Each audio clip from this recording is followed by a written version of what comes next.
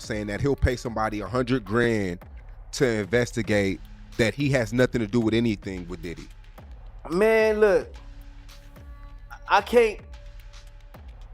you can't take back what your received.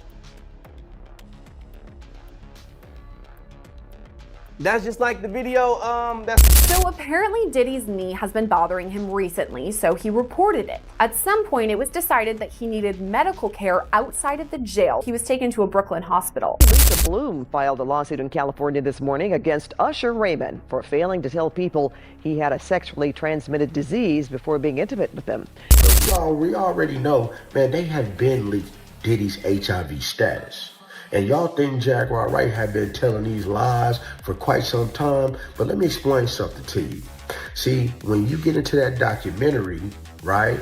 When you get into that documentary and you go back to them Craig Mack days of when he caught HIV and he initially passed from full-blown, isn't that about the same timeline that they were sleeping with all the same dog? You better use. Now look, Diddy's name is back in the headlines after reports said he was moved out for medical attention over a knee issue. On paper, it was an MRI. Online though, people took that and ran wild. We need alcohols. Right. Alcohols. Right. Not just one alcohol. Alcohols. Right. Just different blend. You need the ladies, you need the booze. You need some water.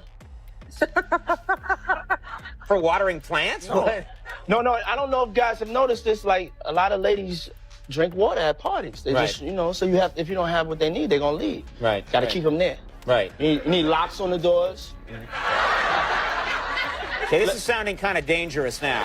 It's a little kinky, but rock with me, but just check it out. You need a lot of heat. A lot of heat. Yeah. Heat. You mean that physically the place has to be hot? You don't have no air conditioning. No air conditioning. No. Why is that? Heat affects the alcohol, and it also affects, like, everybody gets a little bit more comfortable and loose. Builds up a nice little sweat. That just sounds disgusting. What are you doing? Depends on the way you look at it. People start getting gets kind of sexy. Is that what you're saying? Yeah, you sexy. and you become a person that can be close to Puff, man, you made it, is what you're thinking. Okay. You never thinking these problems is gonna happen, but when he pull his dick out, you know what I'm saying? You better suck it. So if it's not just you better suck it, it's you better f it and suck it. And this is where the internet started connecting everything. Ever since Diddy got locked up, every small update about him turns into a full-blown debate. Some people think it's just stress, age, and prison life catching up. Other people are saying there's way more going on behind the scenes. But before we go there, listen to what people have been pointing back to. America think it's nothing suspicious about Kim's death, bro. If you are rich like that, you could, Kim had, I think, a net worth of like, what, 12 million a year or something like that? Kim could have called any doctor to come over and look at her. If she was that bad, she could have called an ambulance or something like that. Everything is suspicious about her death, bruh. And I don't think an autopsy was done on her. And if it was a half job. He actually caught HIV, like having a lot of women. Oh yeah, let's just go down the rabbit hole of all of his sins. I'm just saying. You want to know what's wild about that though? He faced that head up. He did. And he didn't stop. And he didn't stop doing what he's done. An advocate. Now he did that. And period. Listen to me. He faced that head up. How many dudes is running around undetectable? G. Come on. In the game. Man. Because I could tell you 20 right now that I could rattle off names, and wouldn't nobody be able to sue me. Here's where it gets messy. The confirmed part is simple. Reports said Diddy was taken from federal custody to a Brooklyn hospital for a knee-related MRI. But once that news hit social media, the conversation shifted fast. Blogs and commenters started pushing rumors about his health, alleged STDs, and what may or may not be happening behind bars. Now to be clear, there is no reliable public record confirming Diddy has HIV. No confirmed prison outbreak tied to him, and no verified statement from prison officials putting that kind of medical information on record. That matters, because the internet will turn a rumor into a fact if people repeat it enough. But the reason fans are even entertaining these theories is because Diddy's legal case already pulled back the curtain on alleged freak-offs, paid escorts, NDAs, power, control, and a lifestyle people had whispered about for years. So now, every old clip, every old allegation, every name around him gets dragged back into the timeline. And when people start bringing up Cassie, Kim Porter, and others from his past, the conversation gets even darker. Some claims are documented, some are lawsuits, some are pure speculation, and that line matters. Encounters, and I heard lots of business, because what they would do is Sean talks a lot on the phone and on the TV with people and stuff, and I was like a sex slave, okay? For them, I caught herpes, and I came back and I sued them for the herpes and won. But they did Mark Garagos and Ben Mercedes were his attorneys, okay? They asked me to turn in that, which was the video recording, and I did so. They gave it back to me accidentally, and it's possible, I threw everything out, it's possible I can produce a copy. After Cassie filed her lawsuit in November 2023, the floodgates opened. Even though that case settled almost immediately and Diddy denied the allegations, people started revisiting old stories that once sounded too strange to believe. One of the names that came back up was Jonathan Oddie, a man whose claims had been sitting online for years. So y'all know I've come to terms that I don't know who gave me AIDS or HIV, right? So today I got a message about an interview that I should watch. And this interview happened to include a celebrity man that I was sexually with for a few years, and I actually had feelings for this person. And let's just say this interview put a very bad light on this person. And I've dealt with cops over this person due to sexual conduct stuff that I thought was no big deal, so I brushed it off. But the fact that it's coming back to my face and they're telling me this stuff about STDs and all this mess, and this man has been with me and everybody else doing the same thing with everybody else, and I don't know how to just brush it off anymore, because it's like, what if, what if this is the person who did this to me and he's living his best life? But hey, you can't have assumptions because it just makes an ass out of you and me. That's what they say. I'll never know, right? But I just don't like seeing stuff like that. I wake up and it ruins my whole day, because I'm like, I don't think about this stuff for that reason, because I don't want to even, I can't do anything about it. I have it now. I'm half blind from it. I'm dealing with it. But if you did this to me and you've been fronting to me about, it's a lot. It's a lot, y'all.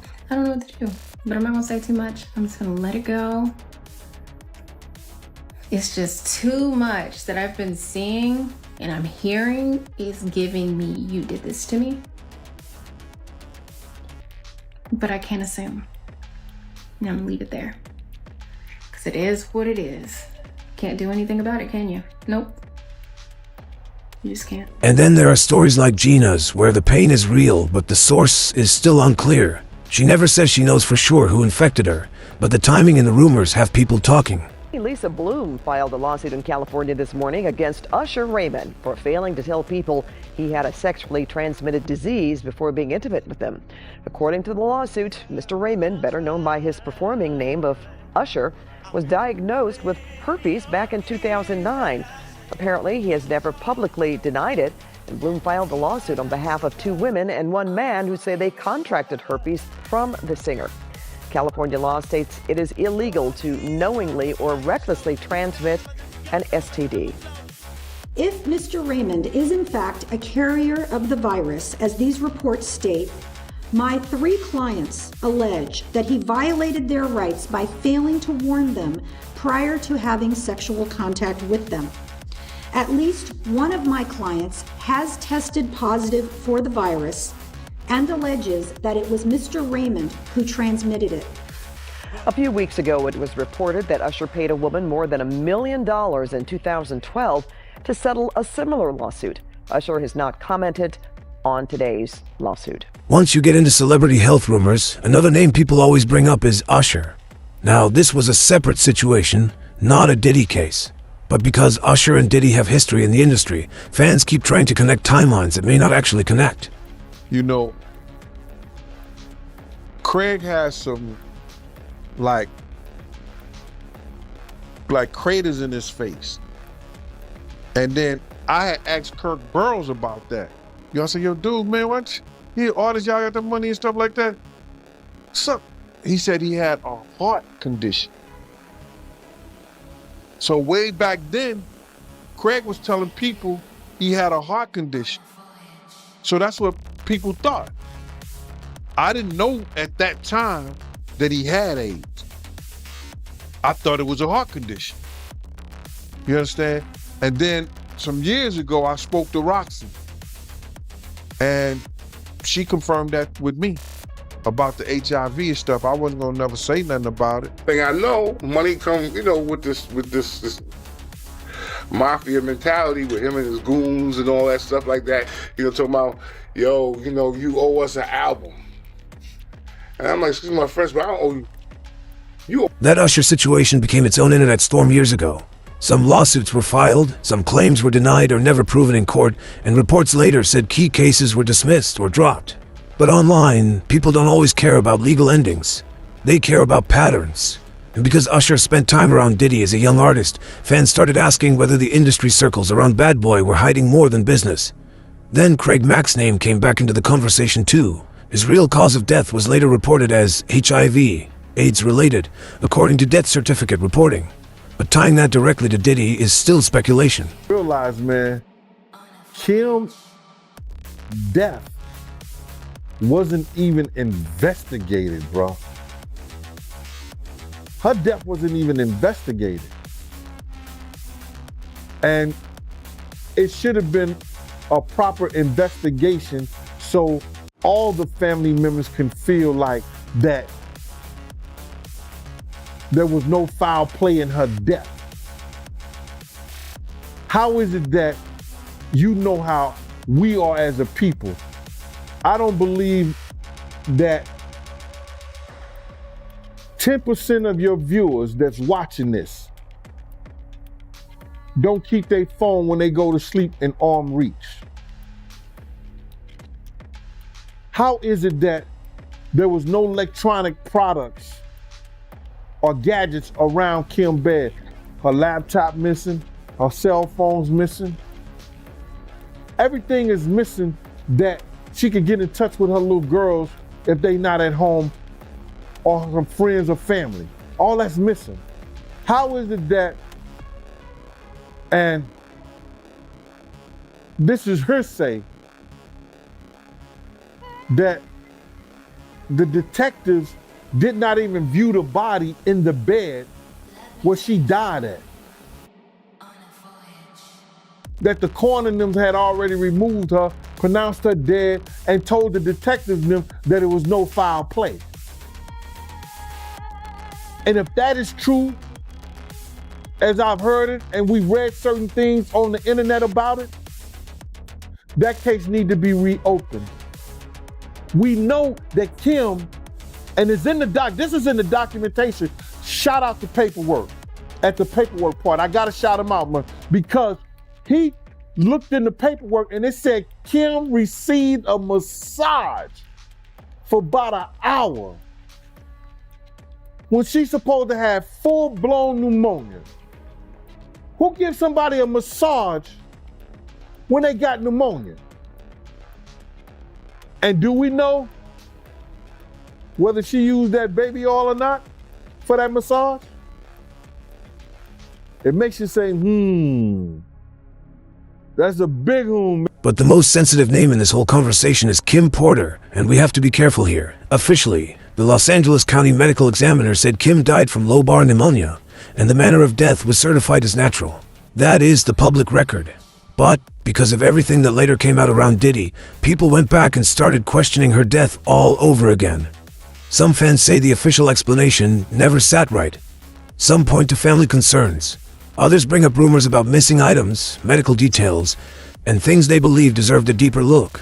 Still, there is no confirmed public evidence proving Kim died from anything other than what the medical examiner listed. So the fair way to say it is this: the paperwork says pneumonia, but the public doubt never went away. And after Cassie, the raids, the trial, and all the old stories resurfacing, that doubt got louder.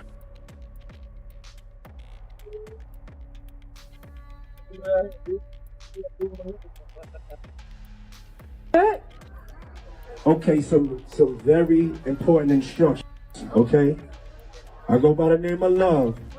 We all here in Love. It's 4th of July. At my parties we dance. Like guys dance with girls and girls dance with guys and guys dance with guys and girls dance with girls. But you gotta dance though, okay? That's the shit. So, as I can't even understand if you're not dancing when this shit drops. Drop that. Now the internet has started pulling everybody into this conversation. Meek Mill, French Montana, Young Miami, Usher, and anyone else photographed around Diddy during that era. Some of that is based on lawsuits or public ties. A lot of it is memes, rumors, and fan theories. Meek even offered money for investigators to figure out why his name kept getting attached to the case. And that right there is why these old party clips keep going viral. Before the lawsuits, people looked at these moments like rich celebrity chaos. After the allegations, the same footage feels different to a lot of viewers. But here's the bigger question. Where does verified reporting stop and internet mythology begin?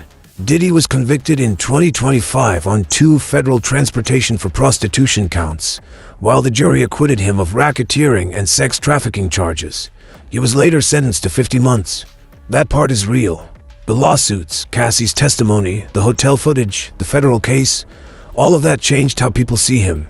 But the claims about confirmed HIV status, prison STD outbreaks, Epstein connections, or inmates confronting him over Biggie and Tupac are not proven by solid public evidence.